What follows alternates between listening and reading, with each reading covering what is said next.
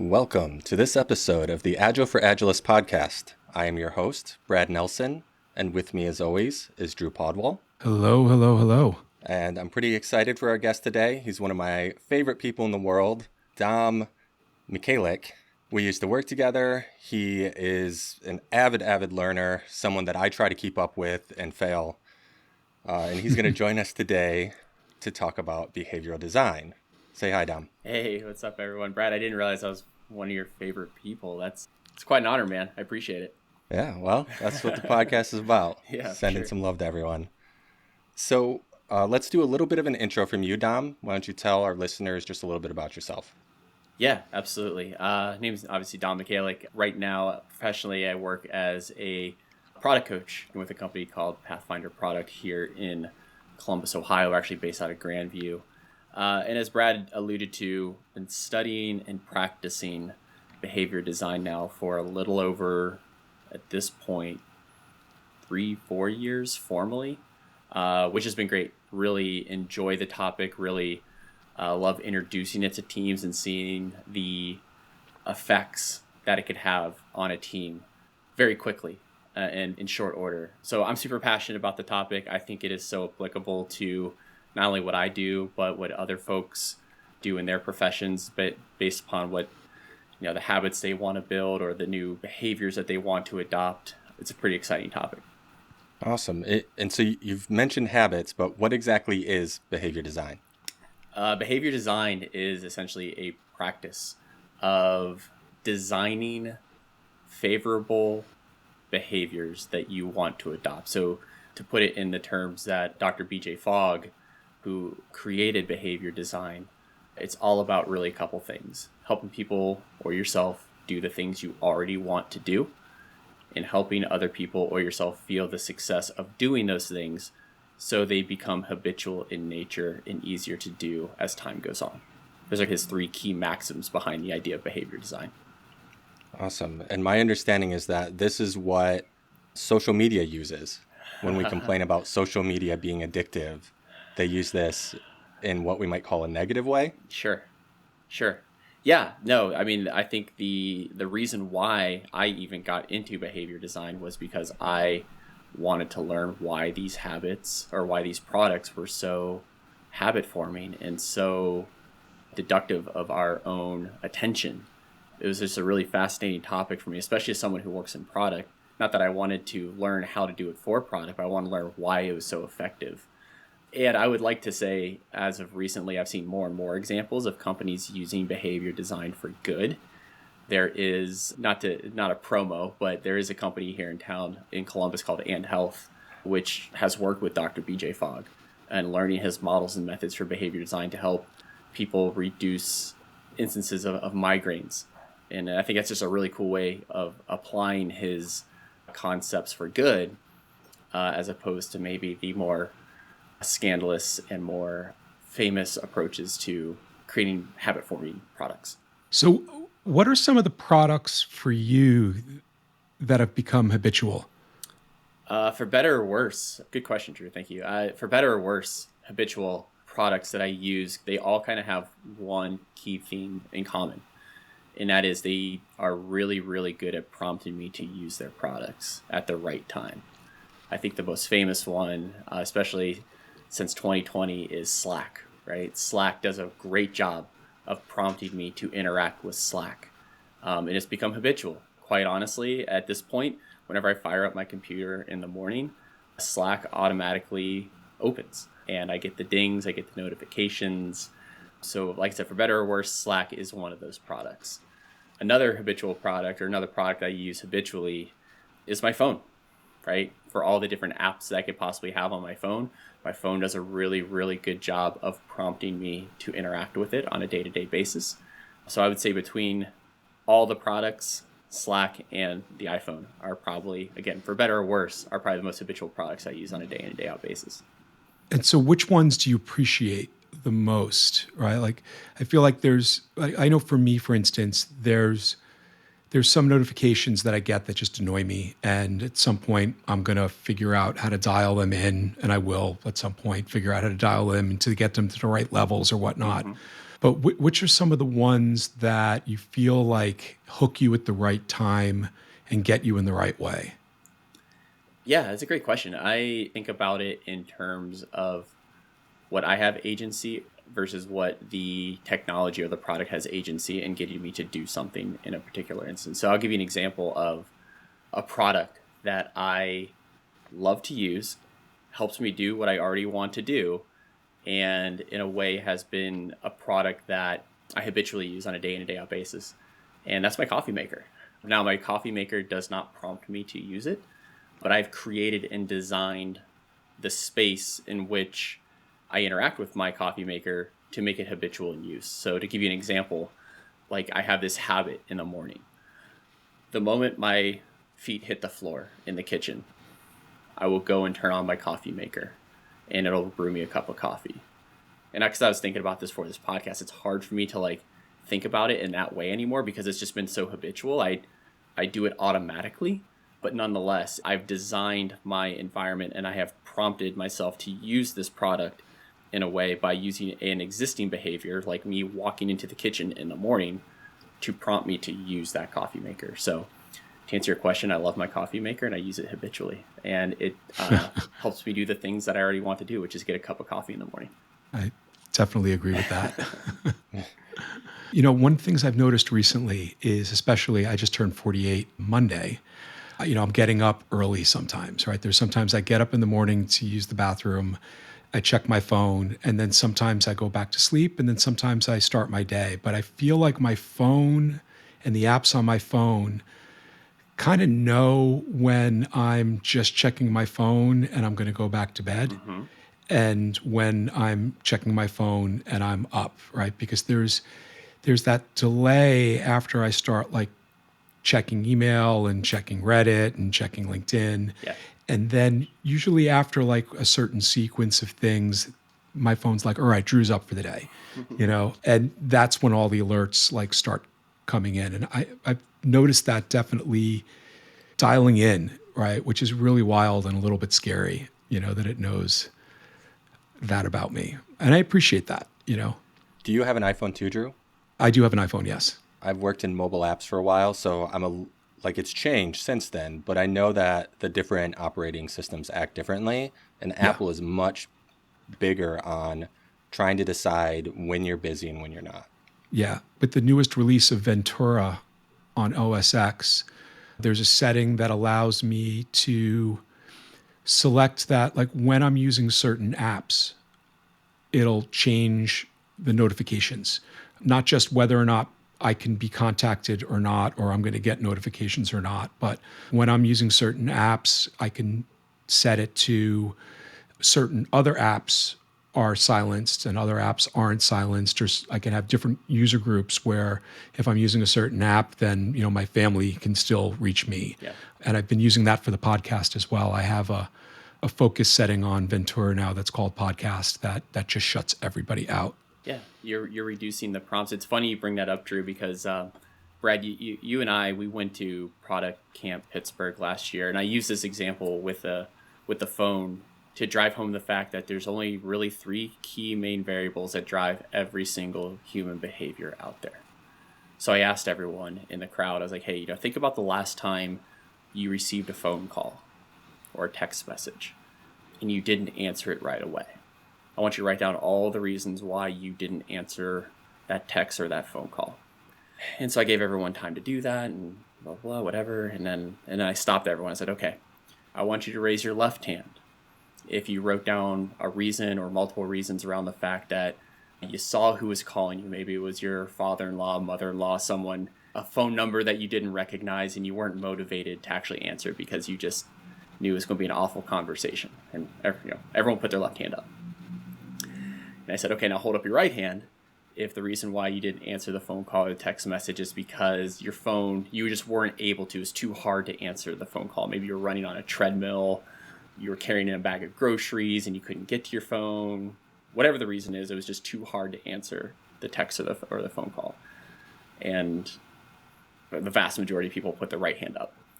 And I said, okay, now put your 2 hands together if the reason why you didn't answer the phone call or the text message is because you didn't hear, you weren't notified, you You weren't prompted. You didn't hear the phone going off, or you didn't hear the little ding. And everyone clapped their hands together like, there you go. And really what it boils down to is all human behavior. And this is obviously Dr. Fogg's model here. So I'm speaking on behalf of someone who's put in the decades studying this stuff. But it's a very elegant model where if there's enough motivation to do something and that behavior is easy enough to do, the moment you're prompted to do that behavior, you're going to do that behavior. The motivation's low or it's too hard to do, the moment you're notified, you're not going to do the behavior, and you're probably going to get frustrated if you continually get prompted. So I tell that story because Drew, you'd mentioned, you sometimes you get prompted to do something, you get the dings, you're just annoyed. Well, it's because you're not motivated. You just know that they're annoying to you because you're just not motivated to take action on it, or it's just too hard or too frustrating for you to take action on it. And that's where you notice a lot of times when people don't do behaviors, it's not because one way or another it's too easy or too hard, or they have too much motivation or not enough motivation. It's just the right mixture of motivation and ability at the point of being prompted to do something will dictate whether or not someone will actually do that behavior. And we were talking about ADHD before we started recording today. Mm-hmm. And we were talking about the ways that we capture the ideas that come floating past our front of mind. And I take the same approach with managing my own ADHD, is that I want to have systems in place that allow me to grab that thing out of the air, that idea, and put it into the right bucket so I can grab onto it later. Or if I'm sitting on my couch just lollygagging, because I do that sometimes, and I suddenly get an idea to do something and I do want to jump on it, I want to make sure that I have the things around me to then take those steps into action so I can get moving into action on it right away. Like a classic example for me is if my desk isn't clean, I have a hard time doing certain types of work, right? So keeping my desk clean is important because it's keeping the space open for me to jump into action and I'm using the idea of like a thought or an idea passing as a notification, right? My own internal ding system that says, clean your closet or whatever that is, I like to look at it as my energy level and the idea intersect with the pathway of ease to actually jumping into action. And I think that's kind of like what you're describing as well, right? Yeah, a little bit. And I think you hit on something really interesting there, Drew, in that not all prompts are created equal and not all prompts happen outside the context of yourself. There are times where you have internal prompts. There are some times where a behavior that you take prompts you to do another behavior. And then there are those more external prompts that come from elsewhere. But you mentioned like an internal prompt or this idea that you're remembering to do something. Those are very common, right? I think the most common one that every human across the world can appreciate is when you have to go to the bathroom. That's an internal prompt. Your body is telling you, hey, it's probably a good idea to go to the bathroom right now. As well as behavior prompts. I'm sure a lot of folks out there, the moment they close their front door, they immediately lock it, right? Or they take some action, whatever. In a lot of cases, they don't even think about it. The behavior of closing the door prompts them to then lock the door. And we don't think about these things, right? We're not thinking like, oh yeah, I was prompted to lock my door. But the behavior of constantly doing one behavior followed up that with a similar or analogous behavior, that you are being prompted. So there's three different types of prompts. There's the internal prompt, there's the context prompt, which we're laden with all day, every day, and then there's the behavior prompt. Doing a behavior prompts you to do another behavior immediately after that. It makes me think of smoking. So 10 years this month since I haven't had a cigarette, but I did smoke for 10 years. And so there's definitely some of those things where it's like you get in the car, time to light up. The moment you close the door, right? Yeah, and there's definitely those prompts you start to notice more. Like even if you just had a cigarette, when you put yourself into one of those prompts, it's like, oh, doesn't matter. I want another now. Yeah. And you were motivated and you had the ability to do it. You probably had cigarettes readily available. And cigarettes are really motivating you to have another one. So yeah, absolutely. Yeah. Absolutely. So like thinking about like product design, right? And I also want to back away from the conversation a little bit with my questions and give you the floor to tell us like and drop all this great knowledge. But like Where do you bake this in from a digital product development perspective? Yeah, there's two levels to this. There is, so in my work, I work primarily with product teams, right? So I'm working with product managers, engineers, designers to help them and coach them on building great products for their users. But there have been times in my career, even with Pathfinder, where I have been tasked with building a product and being that product manager for a company that needs help in some area. So to answer your question, I'll start with the first, or I guess I'll start with the second flow there. When I approach product, I am the product manager. I'm working with a great team to build a great product for users. How do I use behavior design to create a successful product? And it really boils down to those two main maxims. So every conversation that I have with a potential user, customer, or whomever, I'm always asking myself, what is it that these people ultimately want to do? Regardless of what I plan on building, regardless of what I could possibly ask my engineers to build for them, what are they ultimately trying to do? And how can we make it easier for them to do that? So I'll give you an example. I was working with a company this time last year. Can't name the company, but if you're wearing jeans, they might have invented those. But regardless, I was tasked with helping to build out an internal product for their internal team who is responsible for global planning. And specifically, they're responsible for ensuring that the right amount of product got to the right store at the right time. In forecasting, they needed instrumentation in order to do their job successfully. In working with these folks, it was clear what they ultimately wanted to do was they wanted the ability to quickly and easily build out these things which are called like size curves. These size curves are basically visual representations of the volume of product relative to the percentage that they plan on sending to a particular customer at any point in time. They wanted the ability to quickly and easily create these.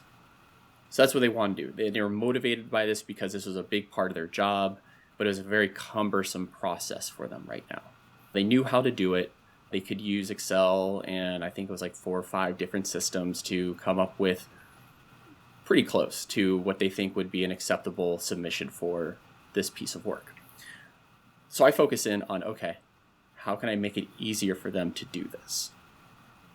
And not just me. I had an entire team. I had a great, oh my gosh, the guy I worked with, my UX designer and researcher, he was incredible at surfacing insights and understanding what it was these folks really ultimately wanted to do.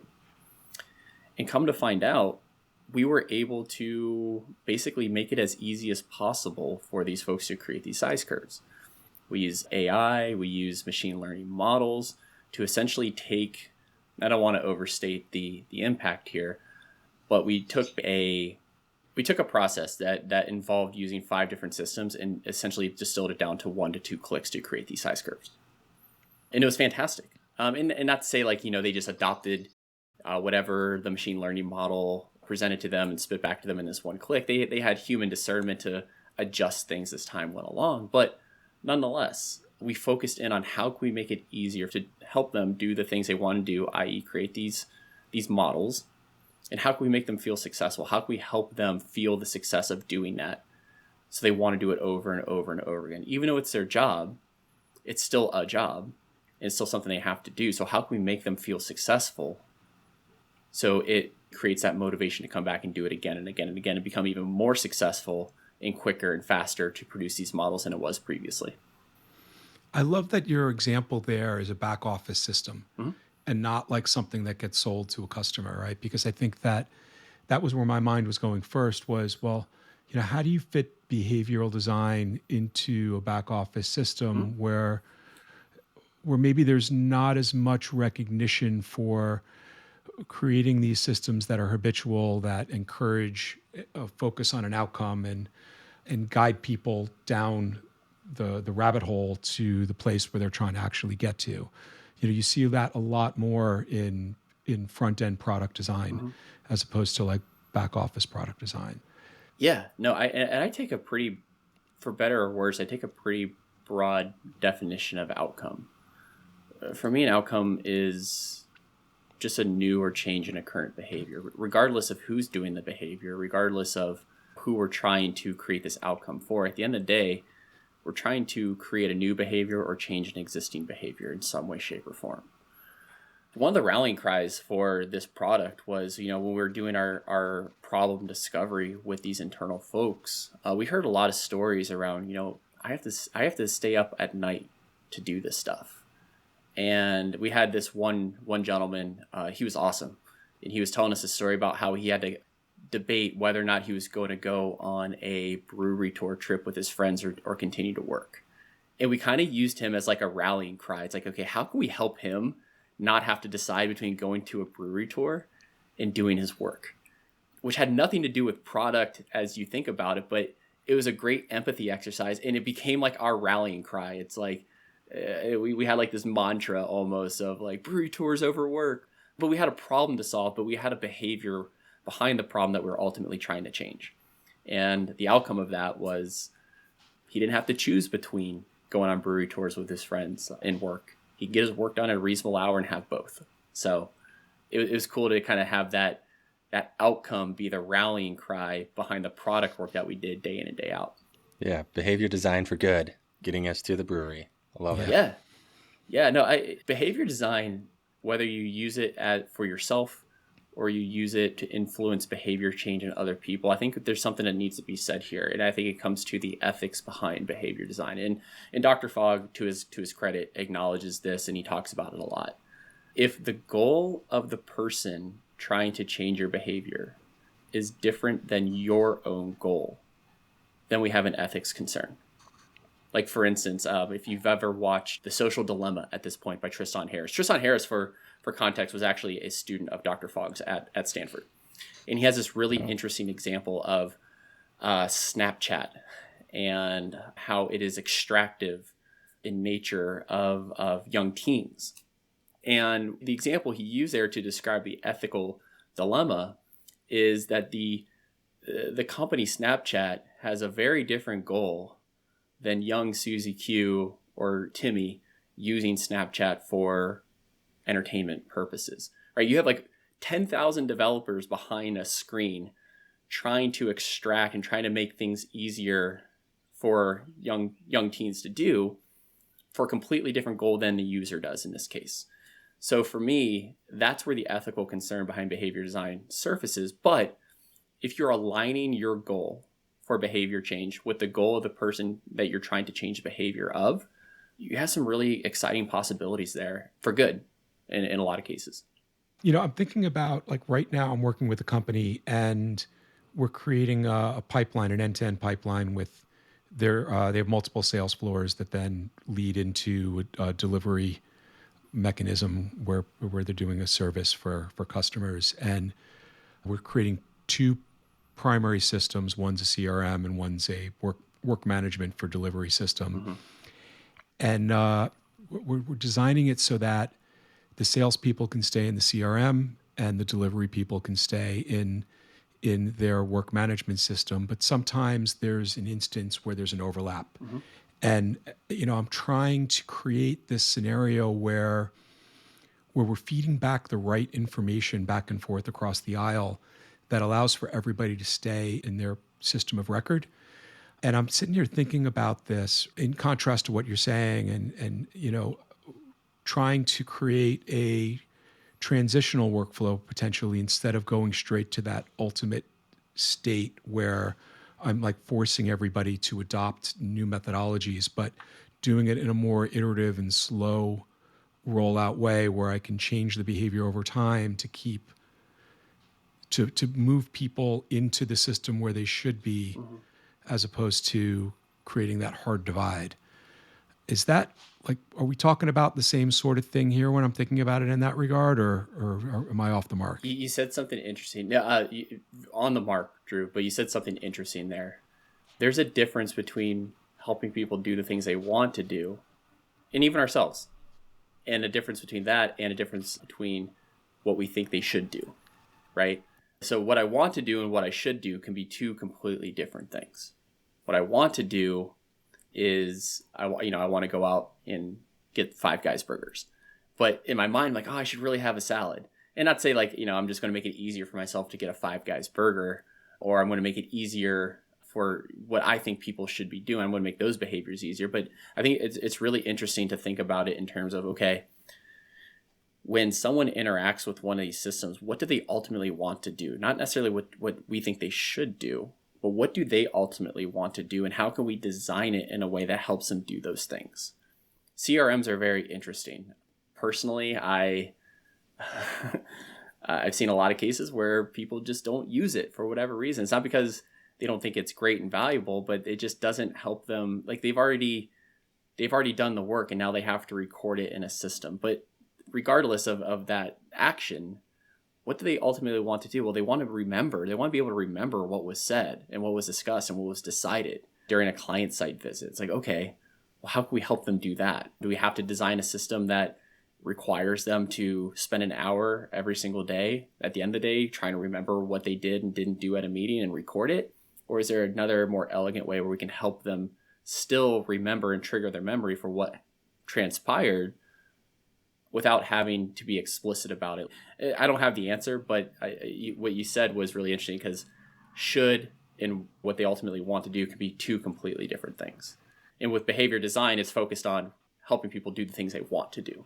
One of the things that I've helped them to kind of shift a bit is initially, if you ask them what they want is to close sales, all right? But what they should want, and I know I'm using should, what they should want is to close the sale in a way where it results in a more likely successful delivery of the services that have been sold.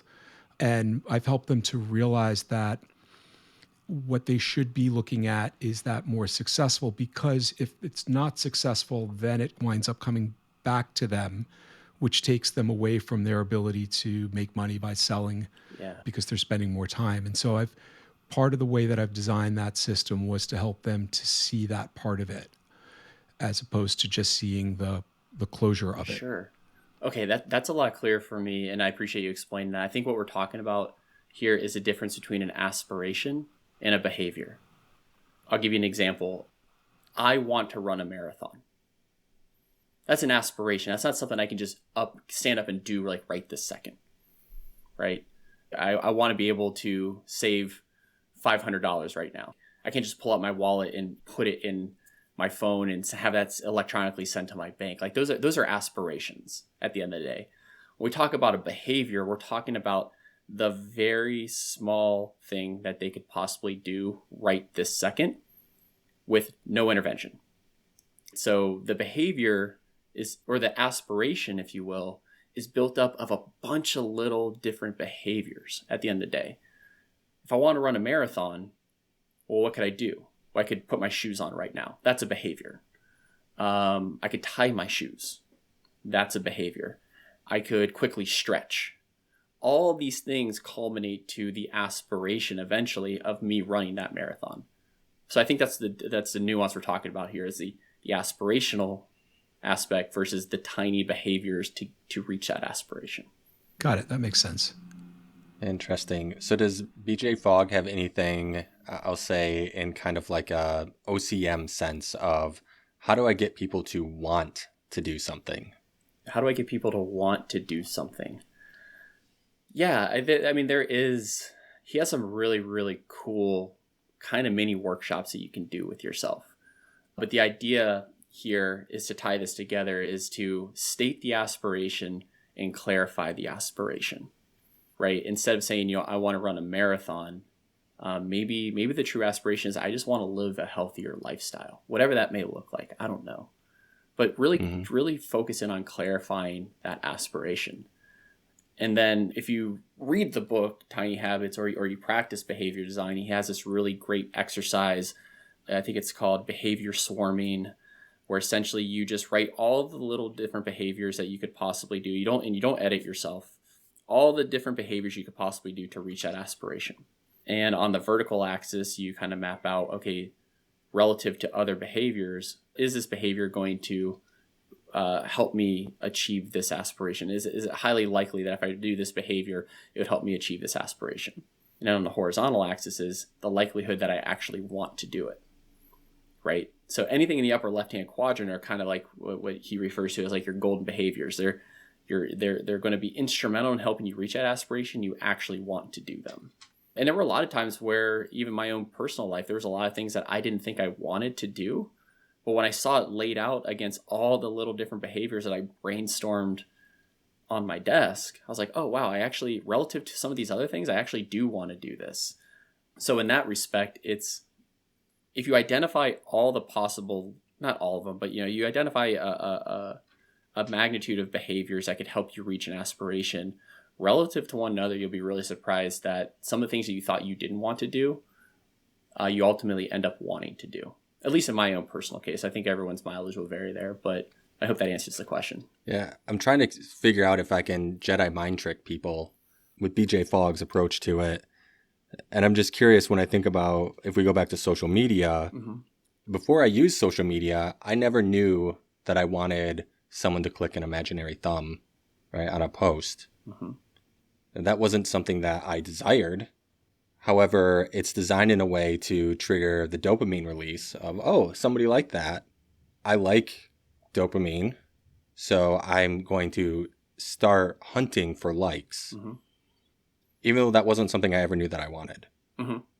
Especially for those of us that are older than social media. We didn't have that growing up, so it wasn't something we expected. It wasn't something I would say we were indoctrinated in. It was a behavior that was kind of put on to us. Sure. And I'm curious if that aligns with this same kind of approach to behavior, or if there's something else going on there. This hits the bedrock of behavior design, actually. There has been a mountain of evidence and BJ's been a part of this, Dr. Fogg has been a part of this research, in a lot of cases leading this research, that debunks the idea that repetition creates habit. Doing something more often, it becomes habitual. If you do the same thing for 27 days, it's going to become a habit. What actually creates habits are emotions, and more specifically, positive emotions. So when your brain expects a certain reward for doing something, and the actual reward exceeds what your brain, like you said, it opens up the dopamine chain, and it creates a sense of euphoria and pleasure, and you have positive emotions, you feel happy. You're more likely to do that behavior again in the future because your brain is now wired to think, ooh, I like that. I want to do that again because I like how it made me feel. So when we talk about behavior design, I think BJ puts it out across a spectrum of, decisions all the way towards the left-hand side and reflexes on the right-hand side. And a behavior, and there's no mathematical or mathematics behind this, but you'll notice that a behavior moves closer to a reflex the more positive the emotion you feel while you do it. So in that case, Brad, what I think you're saying is it felt good for people to interact with your content, which made you feel like you wanted to create more content. It became habitual because you were, and a lot of people do this, like they hunt for likes, they hunt for interaction, they hunt for people to feel something based upon what you provide to them. But that's that you're feeling positive emotions. And whenever you log in, you see the little red icon, you click on it, you say, hey, someone else liked my post. Like, that feels good. And you're probably going to do it again in the future to continue to feel that way. So I think what you're talking about is actually the bedrock of behavior design, is that it's not repetition that creates a habit. Repetition just makes a behavior easier to do. It's the emotion you feel while doing it or immediately after doing it that will indicate whether or not that will move closer to a reflex as opposed to a decision and ultimately become a habit or not. It makes me think a little bit of change in an organization as a coach or as a manager. When I'm trying to promote a certain behavior, I recognize that behavior.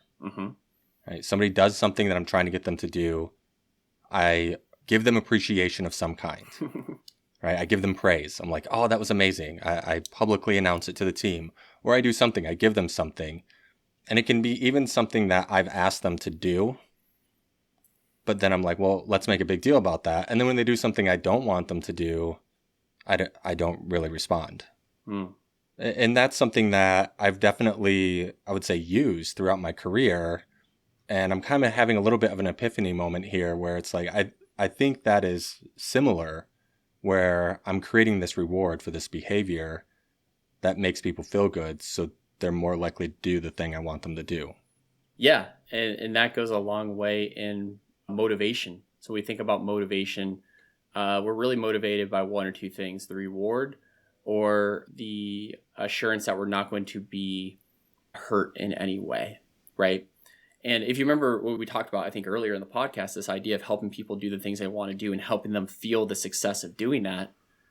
The reason why that second maxim is there is because that is what's going to hardwire that behavior into becoming a habit more and more and more. If you help people feel the success of doing the things they want to do, it's going to create that dopamine rush. It's going to create that reward prediction fault almost, where it's like the brain expected it to feel this good, but actually felt, even greater. It felt awesome. And I feel great. I want to do this again. What you said there was really insightful, because for me,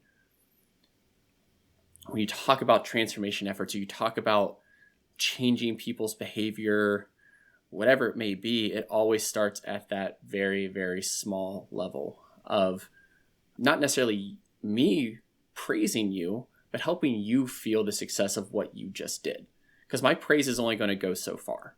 But if you feel the success, that's going to create success momentum for you. It's going to move you along the behavior model, and you'll notice you'll be able to do harder and harder behaviors because your motivation is going to stay fairly high. Now, motivation fluctuates. That's why even in behavior design, we kind of shy away from honing in on motivation and motivating people to do things, because that's the least predictable of the three variables between ability and prompts. But nonetheless, it is a variable in behavior. It's something we need to keep an eye on. But if people feel their success, it's going to shoot their motivation through the roof, and it's going to allow them to do even bigger, badder, better things. Yeah. When we talk about like parenting is what I'm going to go with. And Simon Sinek has said that his favorite leadership books are parenting books. So I think it's relevant to the workplace as well. We often say that people are motivated by, I'll say, pain avoidance or rewards. And it seems, and I'm definitely no expert in this, although psychology is a passion of mine. I have no degree, self-taught, so probably not the wisest. However, when we think about it, we tend to think of kids of like, I touched the hot stove, it burned my hands, that sucked, I'm not doing that again. Does this behavioral design, BJ Fogg, does he talk about that at all? Like pain versus reward? Or is just everyone motivated in his eyes or in his approach with the reward? So there's a couple, I think this is touched on more when he talks about motivation. There's motivational vectors, right? You can have opposing motivations or conflicting motivations for the same behavior, or motivations for two completely separate behaviors, right? You can be motivated to both have a bowl of ice cream and also go on a run. So those are two different behaviors, and your motivation is going to be conflicted as to whether or not you do one of those two behaviors. But also even for like the same behavior, you could be motivated and demotivated to do a behavior. And again, I don't know the research like the back of my hand, but I do know that he espouses reducing the demotivators, focusing more on removing demotivators as opposed to creating motivators to spur behavior change. And I don't think there's anything wrong with focusing on motivation. I just agree with the fact that it's probably the last variable that we need to focus on and not the first, because it is, gosh, how does he call it? I think he calls it the motivation monkey in the book, where it's like motivation is like that really awesome friend you had in college. Great for a night out, but don't expect them to come pick you up at the airport at 2:00 in the morning because it's just so unpredictable. It's so unreliable.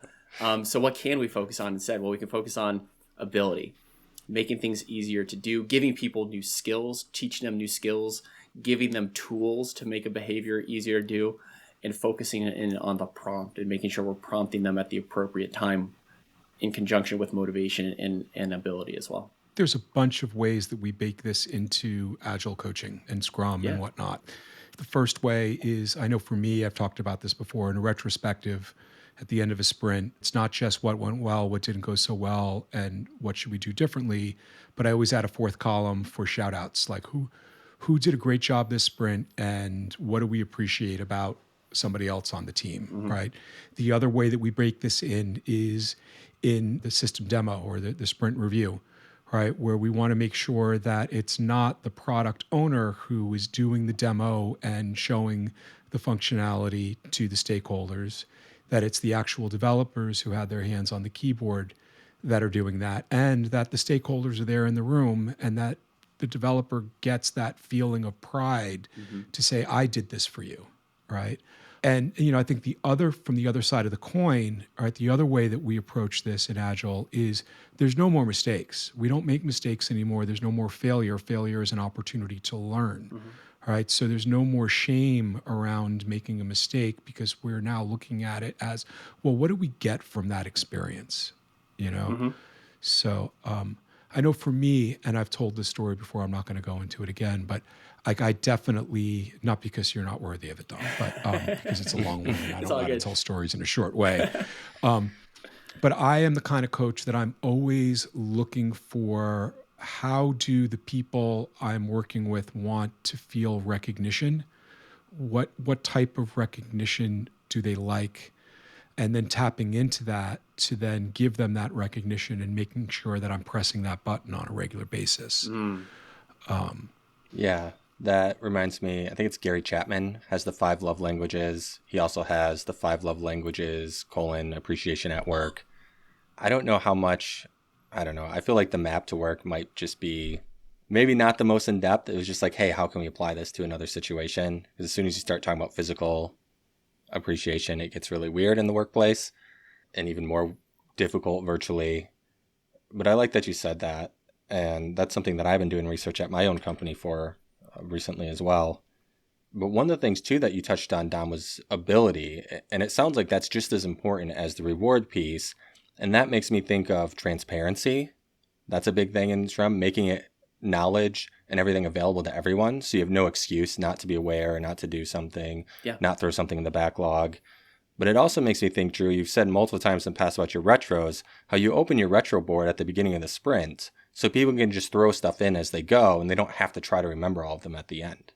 Yeah, that's true too. That's like me intersecting somebody's thought, right, to do something with their capabilities. I just butchered that, but you guys know what I'm talking about. Yeah. What if I were to tell you guys that there is, well, they're distributed, but there's a team of engineers out there where their favorite meeting is the daily scrum? Would it shock you? If it shocked me when I saw it transpire, but there's a team out there, and I can dive into the story, but there's a team out there of engineers where the daily scrum is by far their favorite meeting of the day. And it's for... Is it their only one? Right? Capture them, bring them back to the lab. We need to study them. Yeah. So we had a retrospective, and we were playing around with behavior design. And this was after I had, kind of taught the core principles to them. And during the retrospective, and this was a very mature group to begin with, not just in terms of agility or practices, but just there's a lot of wisdom on this team. And they're like, we aspire to just have a sense of camaraderie and feeling like we can share anything with one another. Like that's our true aspiration. And a handful of them actually created a tiny habit recipe that they would practice during the daily scrum. And I thought it was really eloquent. Their tiny habit was, after I log off from the daily scrum, I will tell one of my team members one thing that I appreciate about them every single day. And this was a team of 7 engineers. 2 of them did that. That was just that's what they wanted to do. That was a habit that they wanted to have. Mm-hmm. After I log off from the daily scrum, I'm going to go to Slack and I'm going to tell one of my team members something I appreciate about them. And within a week, all 7 of them were practicing this. All 7 of them were sending each other these great little notes of affirmation. And it was very easy to do, right? It's like, and it was prompted by a behavior. The moment I log off, boom. Hey, I really appreciated what you contributed during the daily scrum. It's really going to help me out throughout the day. And eventually, all 7 of them, by the end of the week, all 7 of them were doing this. And then within a month, we'd done a retrospective. It's like, oh yeah, we love the daily scrum. Like there's no prompting whatsoever to do like they are looking forward to doing the daily scrum because they're looking forward to just hyping each other up and getting hype messages back and forth afterwards. And it's like, it's just really cool to see. It's like, but it started with that aspiration, and it got this little 10-second behavior turned the daily scrum into their favorite meeting as a team. No scrum master there to tell them, hey, it's time for stand up. No product owner saying, hey, it's time for stand up. No, they wanted to do it because they knew, but by the time it was about to end, or the moment they logged off, everyone was going to start sending each other awesome notes to one another. A little, hey, great job. Hey, I appreciated that. Hey, I think you're doing a great job keeping us on track, whatever it may be. So I just thought that was really cool, and I wanted to share that with you guys. That is really cool. Awesome. I am envisioning, though, a scenario where there's a stand-up of like 5 people, and they're each saying, the house is on fire, the house is on fire, the house is on fire, right? This is what I did yesterday. Mm-hmm. And they get off, and they're like, I loved your shirt today. I think that's an important point, too. I'm not going to say, like, the Daily Scrum was like... it was like all sunshine and rainbow. Like there were some like, yeah, we're off track, or yeah, we're not going to hit this goal, or yeah, I can't do this because XYZ team can't get their stuff together to get me on block, whatever. On the surface, it looked like your normal daily scrum. But under the surface, it was being driven by these little tiny habits of affirmation and appreciation. And, sometimes they just send each other like funny jokes, but it always happened literally within 30 seconds of the daily scrum ending. And we heard back like, yeah, the daily scrum's like our favorite meeting. Like that is the first time in my career I've ever heard a group of engineers say that they not only enjoy the daily scrum, but look forward to it every single day, which I thought was pretty cool. Yeah. Go on, Brad. One of the things that I love about that too is that it touches on one of the 4 or 5 things that Sean Aker says people should do to create happiness. Essentially, he's a positive psychologist, and he's got a book called The Happiness Advantage. Read it multiple times, probably need to read it again. But these little tiny habits, one of them is just send a message of gratitude to someone every day, and that helps you feel happier. And the reason why it's called the happiness advantage is the happier you are, the more likely you are to succeed in whatever it is you're trying to do. And we tend to think the opposite way. We tend to think, I achieved the thing, I'll be happy. And the reality is that's not the case. Yeah. Yeah, no, yeah, absolutely. There's the positive emotion behind a behavior definitely plays a huge factor. I think it's important to note, and I'll put a cap on this. I think it's important to note that this behavior was not dictated by anyone on this team. It's literally just 2 engineers who were like, I just want to do this. It's a habit I want to build. I think it's going to help us reach this aspiration. But no one else was like, they didn't want it. It wasn't like we were forcing them to do this. But it was very interesting to see, again, they were doing the things they wanted to do. They felt great doing it because who doesn't love sending people awesome notes of appreciation? And then within the week, everyone was doing it. But again, they wanted to do it. No one was telling them what to do. They just wanted to do it. They wanted to adopt it. So that's kind of how it spread. And I thought that was really cool. But to your point, Brad, about happiness, yeah, the happier you are, the more motivated you're going to be to take on bigger, badder, harder behaviors as time goes on. So we were talking about, before we got on and started recording this, we were talking about like, what's the tangible takeaway? Mm-hmm. And I think this is it, right? Like, because this is something that I've tried to do in many of the organizations I've worked for, not as simple as you're talking about it. And it's definitely something I'm going to start using in the future. Mm-hmm. But like, what's the name of the psychologist or psychiatrist who did that experiment where he had everybody going into the waiting room and there was a bell that went off and one person stood up every time the bell went off, and then 2 people, and then by the time the waiting room, do you know what I'm talking about? I don't know the name, but I know what you're talking about. Yeah, I thought you were going to bring up the Stanford project for a second. I was like, ooh, I don't know if I want to go there, but oh no. I think it might be the Milgram experiment, but that might be the one. That might be the bad one. Mm-hmm. With this one, I forget what it's called. I'll remember it, but the first person goes into a waiting room, right, and they're an actor.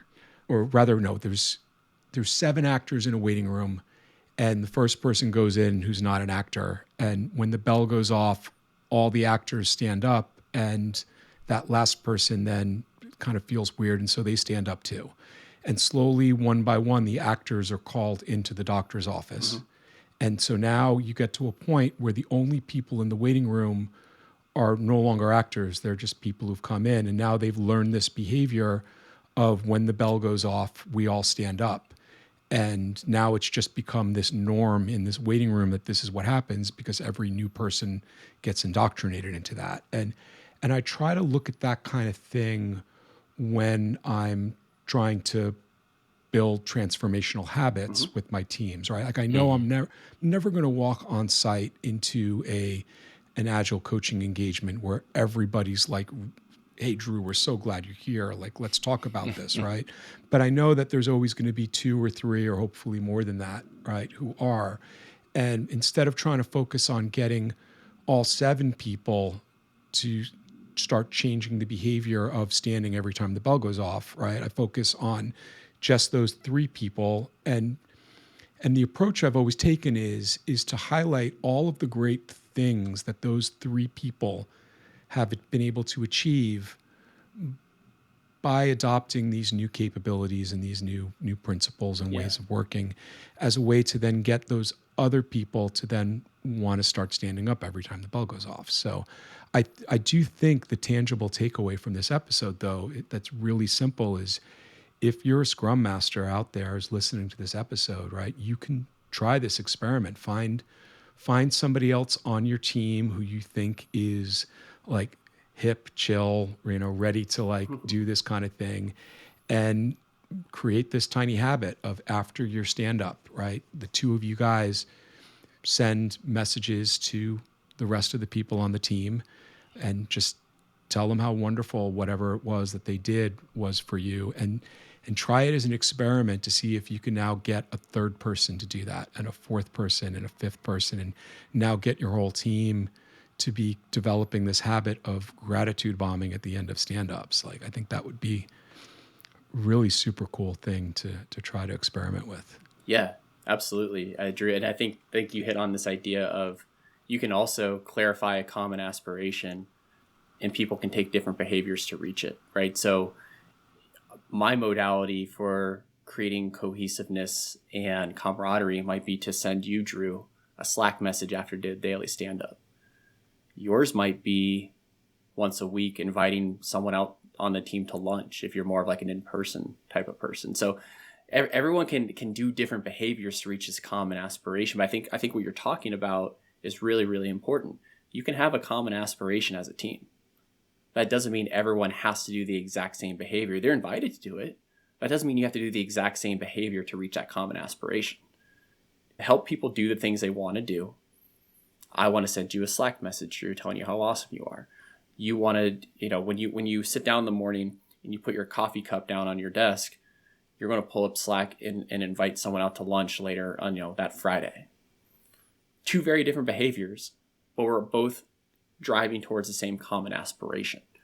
So I think it's a very salient point. And yeah, that's really the takeaway for me too, is start small, scale back the change you want to see, make that change easier for people to do, and help them feel the success of creating that change for themselves. Absolutely. Totally on board with that. And I saw you at Product Camp, which is my only unconference experience. And we were talking about that a few episodes ago with Ron and Todd, Todd, because FAST is based off of open space. But at the conference, you gave a little bit of a breakdown of how you would apply it to yourself, like if I want to become healthier. And I felt like that was a really good lesson, broken down in a very simple way where it helped me to understand kind of like making it easy, having a prompt, and rewarding myself. So if you would indulge me, can you give your, it can be your push-up example or it can be a different one, but I think it's helpful. How about we avoid the embarrassing example that I gave, and I'll use one of the attendees' examples, which drives home the exact same point. So to pull the talk together, and at this point it was almost a year ago, so the details are going to be fuzzy, but I'm going to try my best. There was a gentleman in the crowd. He told me, hey, at night I do a really poor job of brushing my teeth before I go to bed, and I want to change my behavior. I want to be able to go to bed at night feeling like, I did everything in my nightly routine and I ended it with brushing my teeth. I said, okay, well, what do you normally do at night? What is your routine at night? What is like that one thing that you do every single night before you go to bed? He's like, well, I definitely go to the bathroom. I at least walk into the bathroom every single night. I'm like, okay. So we designed this tiny behavior. And then he brought up floss. He's like, I really want to like floss my teeth more. I'm like, okay, let's focus in on that. How about this? Try this. Let me know if it works for you. After you walk into the bathroom, you will pull out the floss. Just pull it out. And then look at yourself in the mirror and say, I'm the man. Like give yourself like a positive affirmation. And he looked at me kind of confused. He goes, well, what do you mean? Like, I don't need to floss my teeth? I said, no, I know what you want to do, but consider it extra credit. At the very least, just pull it out. And then as time goes on, maybe you already have the floss out on the table so you don't have to pull it out anymore. He's like, okay. So by the end of it, I think the punchline was, by the end of it, everyone was kind of laughing because we're truly talking about small, tiny behaviors. Like, we're not talking about boiling the ocean. We're not talking about flossing all your teeth every single night, because that's much harder to do than just flossing maybe one or two teeth. And I think even BJ brought it. The reason why I was excited by that example, because even in Tiny Habits, BJ talked about this idea of like, I just started flossing one tooth a month, and I thought I was like so awesome, and I was giving myself like positive affirmations, or like after I go to the bathroom, like I do like 2 push-ups or something. And the idea is to scale the behavior back, make it as easy as possible to do, and help yourself feel successful in doing it. Yeah. I mean, I've been using it for so long. I think this isn't a, hey, look at Dom's so awesome. But I've lost over 60 pounds myself doing Tiny Habits. And it all started with me just putting on one shoe after work every single day. Just put on one running shoe. And eventually it turned into this, the habit grew into me doing bigger, better things. I would go on runs, I'd go on walks, eventually started signing up for group fitness classes. So there is a lot of power in starting small. And I would say, especially for Agile coaches, Scrum Masters, anyone out there who's working with a team and you're trying to get them to adopt practices that are going to ultimately help them, start as small as possible, celebrate the small wins, and watch the success momentum build up. Yeah, I don't remember now if it was Tiny Habits or Atomic Habits, which is based off of BJ Fogg's work, right? But it's a different guy. Is that correct? James Clear. Yeah. One of them gave the example, I believe, where you walk by the weights, do 1 curl. Mm-hmm. Odds are, if you do 1, you're likely going to do more. But just like doing that 1, right, it gets the motivation going. Yeah. Anything more than 1 is extra credit. That doesn't mean you have to continue. The day you do 2 or 3, you have to continue doing 2 or 3 moving forward. Always just come back to that 1. I always like to use the example. What would you be willing to do if you were sick, laying in bed? Could you still get up and do 1 squat? Probably. You're probably not going to go work out that day, but you could probably at least stand up, do 1 squat, and maybe crawl back into bed because you're so sick. That's how tiny I'm talking. Like, even when your motivation is so low, what is that 1 behavior that is so easy to do that it becomes repetitious, becomes habitual, and you feel good while you do it? Awesome. It's called habit stacking, right? I think that's what James Clear calls it, if I'm not mistaken. Yeah. Habit chaining, habit stacking. I think that, yeah. But it's basically, it's this idea of the best prompt is a behavioral prompt. It's the most reliable because the moment you do something, that is a good trigger for you to do something else again or do a different behavior in that case. But yeah, I think James Clear, honestly, if I can be open for a moment, I have not read Atomic Habits. I know a lot of people who have. I've heard great things, but I myself have not read Atomic Habits, unfortunately. I heard it's a great book, though. That's it. No longer a professional here. Nope, we're done. Nope. Exposed, yeah. On, I guess, the knowledge or training topic, though, you are a part of BJ Fogg's training program. Like, he's got an actual training program with coaches, and you meet regularly, and it seems pretty in-depth. Can you tell us a little bit about that? Yeah. So it's called Tiny Habits Academy. If you go to tinyhabitsacademy.com, it is a program for folks who want to become certified in tiny habits. And what's really cool about it, my favorite part, is you have the ability to work with BJ pretty much on a monthly basis, where he kind of brings back his latest and greatest research from his Stanford research lab, his behavior design research lab. and you kind of walk through some newer concepts that maybe you don't necessarily read about in the book, or you double down and you go deeper into the what behind a lot of things that you read in the book. But yeah, it's a great program. I would say, especially if you are interested in this idea of behavior design and tiny habits, it's definitely a great program to go through. You build a lot of really great connections with folks, and you ultimately get to use his models and methods and great visualizations that you can use as well. But he allows you to use his work in your practice, which is pretty cool. On top of the fact that you get to work with BJ, he has office hours, Q&A, invites you to a lot of different stuff that he's a part of. It's a pretty cool experience. That is pretty cool. So you hang out with BJ Fogg regularly, and then like a month ago, you're hanging out with Marty Kagan. Man, I'm definitely jelly. Yeah, that was in December. That was a long time ago. Yeah. So Marty, Chris, and Christian and Leah and the whole SVPG partnership gang was they invited us out to New York, and yeah, that was a good time. I got to meet some really great coaches, and obviously got to meet up with a lot of the partners at Silicon Valley Product Group, and yeah, it's a pretty cool group. Yeah, I'd be curious what Marty would think of our podcast, because he's like, don't say the word agile, but the things I'm teaching you are agile type person. Yeah, I like to think of it. I'm a product coach. There's agile coaches out there.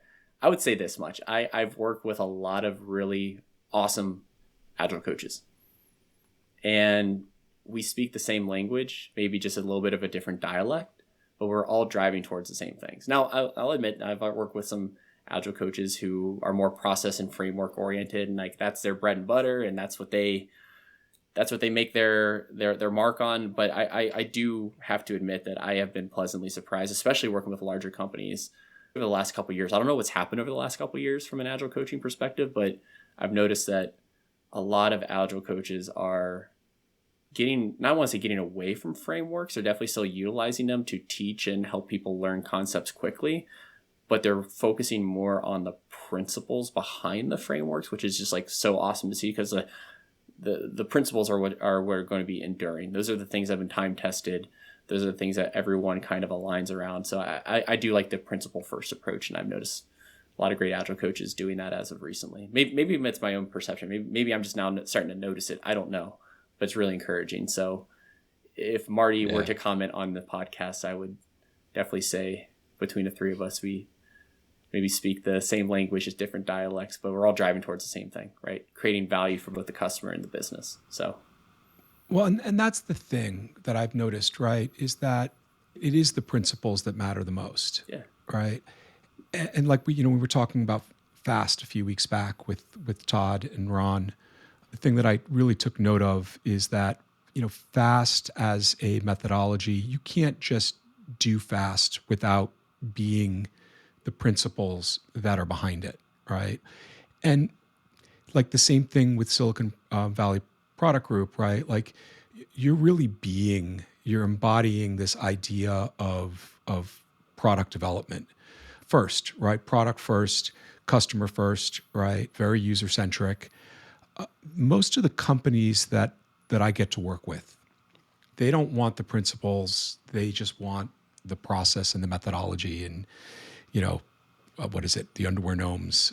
Step 1, collect underwear. Step 3, profit. That's where the misalignment comes into play with Silicon Valley Product Group and the Agile community, is that as Agile coaches, we don't often get that unicorn engagement where they're ready to just dive into like the dogma and the principles of value stream, mapping and customer centricity and behavioral design, right? Which is why when you brought up the idea of that unspecified jeans brand, with their back office system where you were having the time and the space to actually do behavioral design, right? Like I don't find very often that organizations and companies want to really bake in that degree of dogma and principality in trying to create habits for a back-end system for somebody who is, scheduling loan payments or something like that, sure. Right? Like, I think you and I were talking about this the other day, Drew, where it's like we're trying to help corporations get back to that startup mindset. Startups know very acutely, you have to work towards outcomes. You have to deliver value. And then as they scale, they tend to forget that. They tend to lose that. However, I think that there's people who have only worked in corporations once they've reached that scale inefficiency, because corporations have been around for 100 more years. And so you have people who their whole business experience, their whole resume is working in these, I'll call them less than ideal systems. I don't want to call them broken, less than ideal systems. And I think coaches, okay, you can call them broken. But I think there's Agile coaches that have grown up in those environments as well, where all they've done is fixing process or half PM, half Scrum Master. And so that's all they've experienced. So they don't understand that there's supposed to be more to it. Yeah. And those are the people that I'm guessing Marty has interacted with and other people interact with where they're like, I tried this and it didn't work. I agree with that. Yeah, there's this idea and this concept that I wholeheartedly agree with, that if you want to create an environment where people feel empowered to solve tough challenges on behalf of the business and on behalf of the customer, you don't scale process. You scale leadership. Scale the ability to lead. That doesn't mean create more managers. It means create better leadership across the organization. And a lot of companies, and I've noticed this, maybe not in the recently since the pandemic, but even before the pandemic, I saw a lot of people wanted to scale process, but they didn't want to scale leadership. And what I've noticed is a lot of managers misinterpret their role as leaders. As a leader, it is your job to do two things: coach your teams and develop your people in becoming the best possible version of themselves in their role today. And a lot of managers, they think that what got them to where they are today is what's going to get them to the next level, right? So how do most people become managers? They're great individual contributors on teams. They produce, they build trust in their production of building value in a company. Great, you should lead these people. So what do? Well, they think, well, what got me to this leadership position is producing. So produce these things. Here, I'm going to manage what you do. Here, I need you to build this. Why isn't this done yet? You notice a lot of managers who are attracted to stuff like that because they used to be really great individual contributors. And they think that producing is going to help people in their careers. And it's going to help them get to the next level. But as a leader, you have to coach and develop your people. Like, that is the only reason why you are there in a lot of cases. And a lot of great, strong product companies understand that. Great managers who are great leaders who can coach and develop their teams are the ones that stick around, the ones that they want to stick around because they're able to do that. But yeah, quite the conundrum. I'll give you that. Management is essentially the concept of management is essentially just a pyramid scheme, right? Whereas leadership principles, and I think I would add like the third thing that a leader should really do is ask their team, what can I do for you? Right? What do you need for me to do for you in order to help you to do your job better? Yeah. In a management-based system, everybody is pointed at serving the person above them, right? Whereas in a leadership principle where we're serving each other, and it doesn't matter where we are on an org chart. Yeah, I do empathize to a degree, though, with a lot of people in management positions in that there's no training manual out there for how to be a manager. Mm-hmm. There's no one knows innately how to manage other people in a work environment. So I empathize with them. And a lot of people are learning on the job and they're doing the best they possibly can do. But it's like, when you practice layups the wrong way 100 times, well, eventually you're going to think that's how you perform a layup, and that's how you lay up a basketball. But it's concerted effort in practicing the right way. And a lot of people don't know what good looks like. There's a lot of people out there who have never experienced a good manager. So how can we expect them to be good managers if they've never experienced it themselves? Yeah, I think it was the Harvard Business Review, but it may have been Gallup or Pew or one of those other research bodies. I don't even know now, a decade ago, had this research where they found that a lot of the people that were going to their training program were in their 30s. But a lot of them started as managers 10 years before, which means they've been a manager for 10 years with no training. And so I do think there's a systemic problem of we're not giving leadership proper training. However, I do feel like we're starting to almost move to another topic. And we also definitely have a full episode. I can't believe it's already over. It's been a fantastic conversation with you, Dom. So I do want to wrap this up, and I do want to give you... I have one more thing that I want to add to the mix before we wrap it up, because I think it's really apropos that we're actually having this episode today. In that the website had the wrong SMTP for our email. And we've talked about the idea of like, and I'm thinking about this, Dom, as we're talking about the episode, like Brad and I want to reward our listeners. We want to provide them with feedback. We want them to know that if you email us, right, we're going to talk about you on air so we get more emails and all of that. And now that I've fixed the SMTP issue, I've realized that the reason why we weren't getting mail was not because nobody was interested. It's just because I gaffed on it, right? So I do want to call out, and I think it's really apropos that we had this call, to a woman named Emily Tobias, who sent us an email this week, and it was the first one that came through, and I was really, really excited for it. She gave us some really cool feedback. She's a big fan of the episode. She really liked the one where we were talking about Chris Lee's instructional design. You know, one of the things that we did on our feedback form is we broke it down like a retro. So what went well, what didn't go so well, and things that we should do differently. And so what works well is she says, great discussions. We should do an episode on IC Agile. And I agree. I think that maybe I'm friends with Damon Poole. I'm going to see if I can get him to come on because he's an IC Agile trainer. And she said that we touched on it briefly in the certification episode, which was one of my favorite episodes as well. She says what doesn't work out so well, and I think this is going to be interesting for you, Brad, is that she says she needs a trick to remember who Brad is and who Drew is. Maybe we need to do a video episode. So this is Drew's voice, and Brad, this is my voice. That's Brad's voice. And maybe we'll do a video episode. We were thinking about potentially releasing the bonus episode where we did our season retro at the end of last year. So yeah, Emily, thank you for providing us with feedback, and we're going to read feedback every single week. So Dom, what other ideas do you have for us to bake in some behavioral design to reinforce the idea that we want this kind of feedback? I thought that was actually really interesting feedback, and I was on mute, but I was kind of laughing because I've been listening to this podcast for years now called My Favorite Murder with Georgia Hardstark and Karen Kilgariff.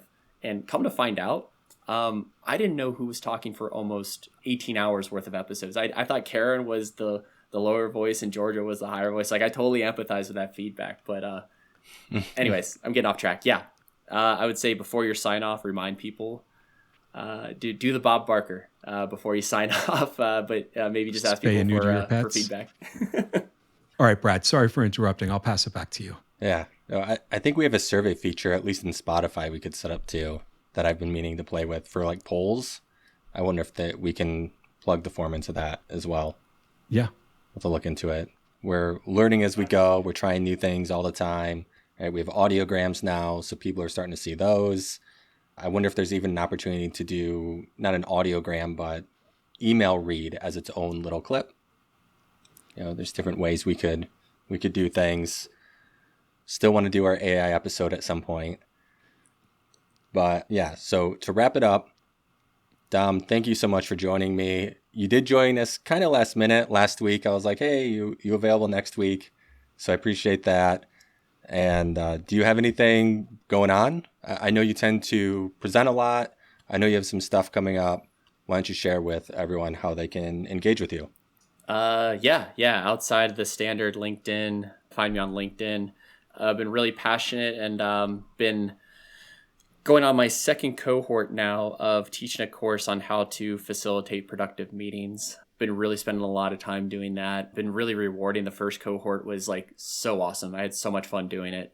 But it's agnostic. It's not really geared towards anyone agility or product or otherwise. It's more just, hey, if you feel like your meetings are unproductive and you're not getting to your work until 2:30 in the afternoon because all you're doing is sitting in meetings all day, every day, they can probably be productive. So let's learn how to facilitate productive meetings. But that's my passion project right now. It's I'm having a lot of fun. But on a personal side, this is my last day before I'm out of the country for 2 weeks. I'm taking a awesome trip with some friends overseas. So we got a chance to do this now. Otherwise, it would have been well after my return back from Europe. So that's pretty much what I have on my plate these days. Perfect timing. Yeah. No, I was so glad we could do it this week. So appreciate it. Awesome. This was a great topic. I really enjoyed. I soaked up a lot of what you said, and I really appreciate that. Awesome. Yeah. No, thanks for being gracious hosts, Drew, Brad. I had a lot of fun, and kudos to you two for hosting an awesome podcast and making me feel comfortable and open for sharing. Great. Thank you. And stay tuned on Slack for a message from me saying, "I like your shirt." Perfect. I'm looking forward to it. Awesome. Thanks again, guys. Awesome. Thank you. agileforagilists.com. Give us your feedback. We want to hear it.